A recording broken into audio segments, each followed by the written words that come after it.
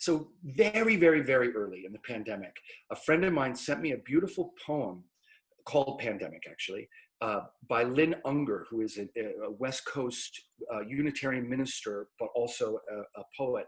And this poem, for me, perfectly captured, particularly the beginning of the lockdown, when all of us felt, oh my gosh, will this make a difference? Why are we even doing it? And the tone that she took was, what if instead of thinking of this pandemic as something that's terrible for us and a huge burden, what if we think of it like the Jews think of a Sabbath, just a time for rest, a time for reflection.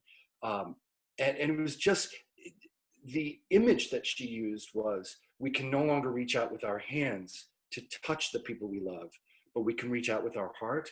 And I just was so blown away and so comforted by that particular poem that I contacted Martin Sedek, who is a young composer, New Jersey based, great composer, but also great choral conductor as well. And I said, how would you feel about setting this? And because he did a degree at Berkeley in film music when he was in undergrad, he's very, very fast. And we decided to, forgive the pun, but to pitch this thing such that a high school choir could also do it.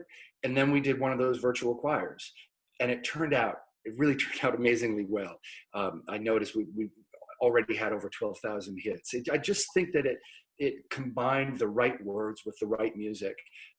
Unfortunately, all my colleagues have been emailing me and saying, hey, how can we do one of those virtual choirs? And I know a lot of people are doing that during this pandemic.